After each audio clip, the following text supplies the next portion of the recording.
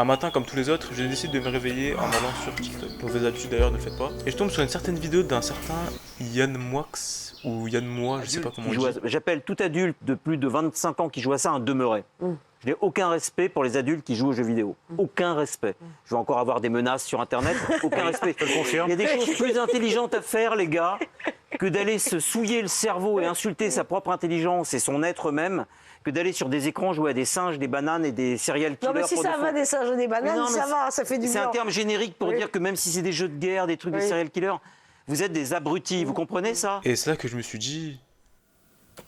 Qu'est-ce qu'il raconte, fils de pute, là? Après ça, je me suis rendu compte que c'est pas la première fois que j'entends ça, alors que c'est que mensonge tout ça. Et je vais vous l'expliquer dans cette vidéo. Avant de commencer, j'ai voulu savoir qui était Yann Moix. C'était quoi son taf, qu'est-ce qu'il fait dans la vie, etc. Écrivain, réalisateur et chroniqueur français. Il a remporté le prix Renaudot en 2013 pour son roman Naissance. Il a aussi bossé dans l'émission On n'est pas couché sur France 2, où il s'est fait remarquer, ou plutôt détester par ses remarques un peu de con. Il a réalisé aussi quelques films, mais bon, ils ont tous flop. Et je suis parti voir aussi certains extraits de ses passages en télé, et franchement, j'aurais mieux fait de pas regarder. Le seul que j'arrive à identifier dans votre génération, c'est Nekfeu, parce qu'il est venu 2 fois ici.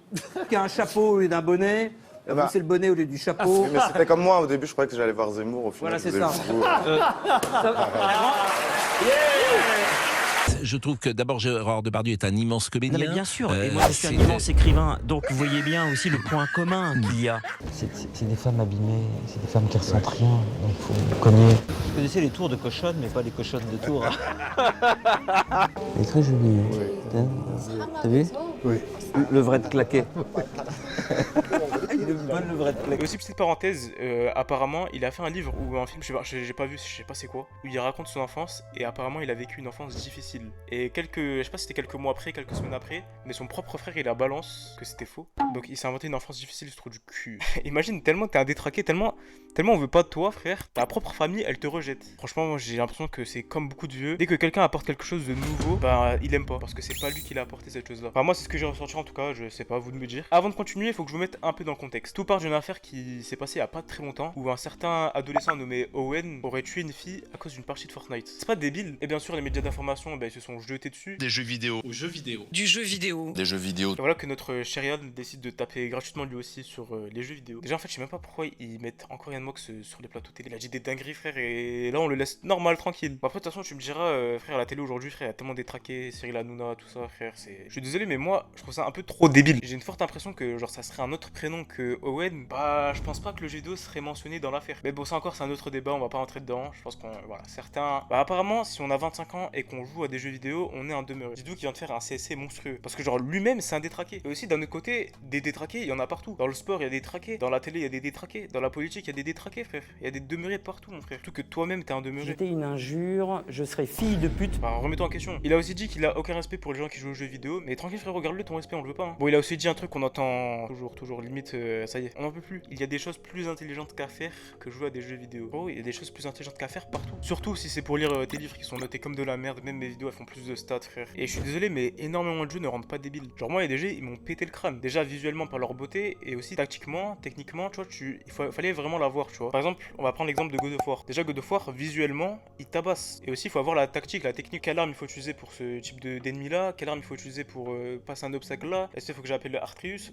Il y a plein de trucs, faut que tu vois faut l'avoir, vraiment faut prendre l'habitude. Après c'est pas non plus compliqué non plus, mais il faut quand même légèrement réfléchir. Et même l'histoire du jeu elle fait réfléchir. Franchement l'histoire de God of War moi m'a fait beaucoup réfléchir. Et de toute façon je vais le prouver juste après, parce que lui il monte pas d'études, mais moi j'ai des études. Et n'hésitez pas à aller voir ma vidéo sur du coup les top 5 des jeux vidéo que je préfère. J'ai tout dedans, donc en moi on est clair. Toi t'as lâché ça sur un plateau sans donner d'études, sans donner de source à ta parole. Surtout que j'en ai quelques-unes des études qui prouvent le contraire, mon petit Yann. Bien sûr tout sera en description, si vous voulez voir les études tout sera en description, il y en a 3 ou 4, je sais plus j'en ai mis combien. En 2024 il y a une étude canadienne qui a montré que les gens qui jouent régulièrement aux jeux vidéo, ils ont une meilleure mémoire, une meilleure concentration et même un meilleur raisonnement verbal. Une autre étude a comparé ça aussi à l'activité physique. Bon, jouer aux jeux vidéo ne rend pas musclé, mais jouer ça rend plus intelligent. Et faire du sport ça rend plus heureux. Donc tu peux faire les deux. Donc si tu joues aux jeux vidéo en plus de ça tu fais du sport à côté, donc tu deviens plus intelligent et tu deviens plus heureux. Yann sur ce sujet là il est moins informé, ce que je peux comprendre hein, mais normalement quand tu lâches des trucs comme ça dans un plateau télé, t'es un minimum cherché. Et aussi c'est pas tout, parce qu'il y a aussi une étude qui a été faite sur le QI moyen des joueurs de League of Legends,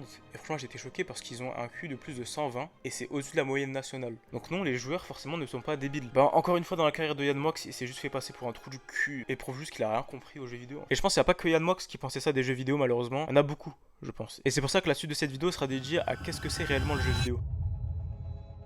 Aujourd'hui, les jeux vidéo, c'est plus juste un passe-temps. C'est une industrie de 300 milliards de dollars, des millions d'emplois, des dizaines de milliers d'entreprises qui bossent dans l'informatique, l'électronique, le design, le son, la narration et un tas de choses encore. Et dans tout ça, t'as aussi un monstre qui s'appelle l'e-sport.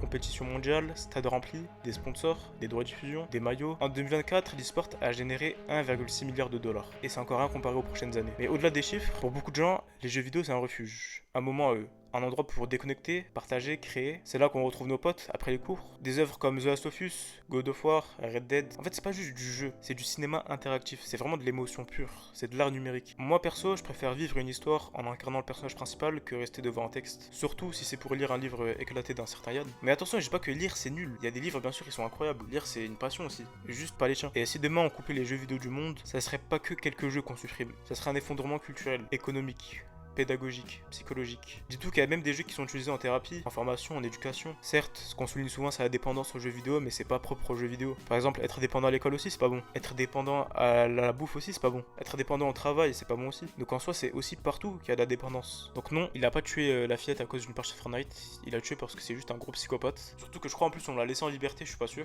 Mais ça évidemment c'est plus simple de pointer du doigt un jeu que de parler de maladie mentale, de justice ou même de système défaillant. Mais bon, on est en France. Bref, moi je pense avoir tout dit sur ce grand écrivain avec de grands guillemets. Parce que bon, voilà, franchement, en regardant cet extrait de télé, j'avais juste l'impression de voir des gros clowns qui savaient même pas de quoi ils parlent. Bref, j'espère que vous avez kiffé cette vidéo. N'hésitez pas à vous abonner, commenter, liker, à partager. C'est gratuit. Et on se retrouve bientôt pour une prochaine vidéo.